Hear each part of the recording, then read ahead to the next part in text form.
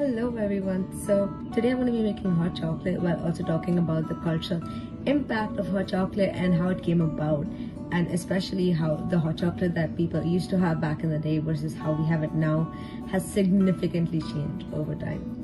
But for this, it's pretty simple.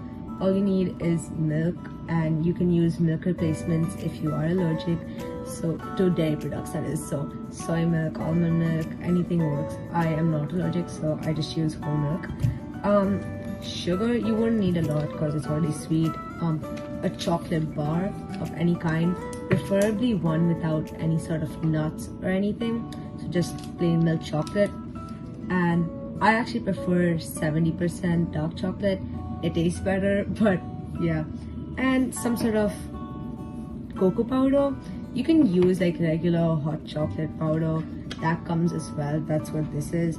You can also use stuff like Bonita or Nesquik, whatever works for you. So what you're gonna do now is take about 2 cups, again depending on how many people you're serving. With this recipe it's for 2 people, and you can increase or decrease the measurements according to how many people you want.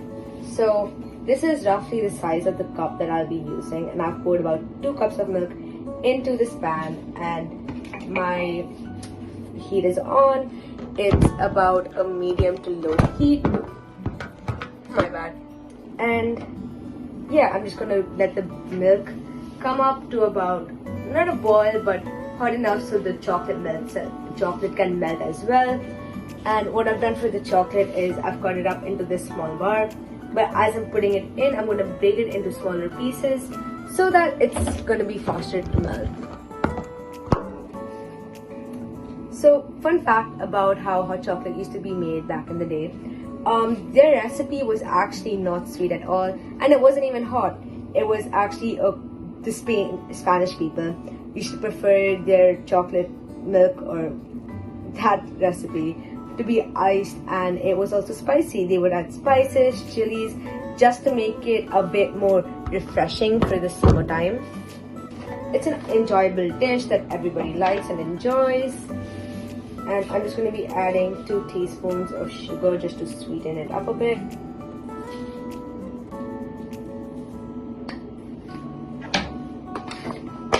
You're going to want your chocolate bar to be semi-sweet or just not entirely milk chocolate.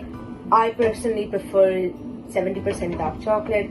However, it wasn't available, so I'm sticking to just regular dairy milk. So what I'm going to be doing now is taking the chocolate bar and just breaking it into smaller pieces. Yes, I washed my hands before this. And just slowly drop it in, making sure you're not spilling anything. You don't want to cause a mess.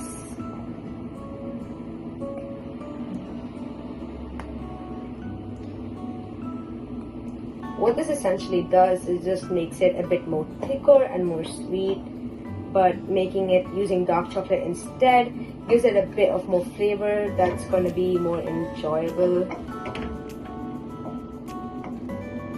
Stir slowly, making sure it doesn't overflow. Make sure your heat settings is about a low to medium. It's going to be more enjoyable. Stir slowly, making sure it doesn't overflow. Make sure your heat settings is about a low to medium. Anything above that is probably going to cause everything to flow out, and we don't want that.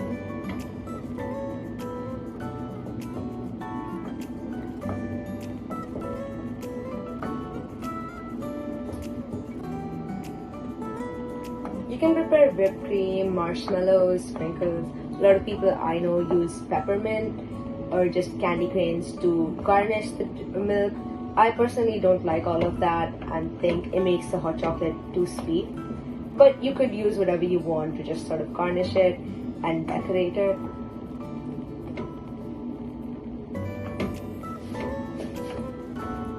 Stir consistently, making sure you're not leaving it or not looking at it, because if you do, just happen to leave it, the milk could very possibly just overflow. Again, this recipe is not very precise and you can add it and change it to your own liking. This is just how I like it and how I've always prepared it over the holiday season. In chocolate powder or cocoa powder, hence I'm only going to be using about 4 to 5 tablespoons, not teaspoons. So there you go. 1, 2, 3, 4.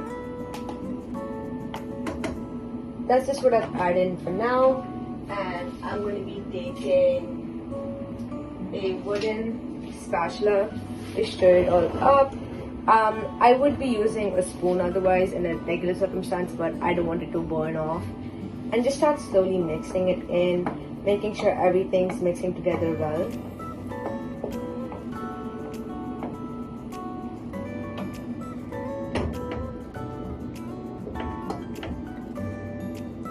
While you're stirring it in, you can take a few sips out of it, like take a spoon obviously, and taste test it to see how sweet you want it to be. So hot chocolate has always been one of the most popular dishes just for this season of Christmas and the holidays.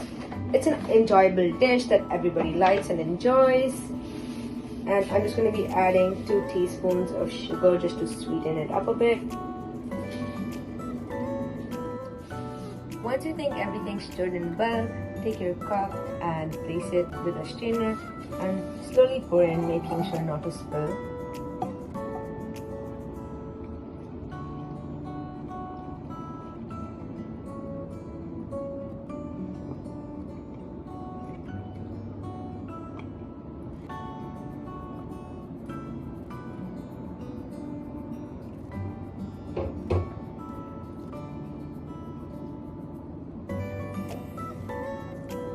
And there you go. That's it.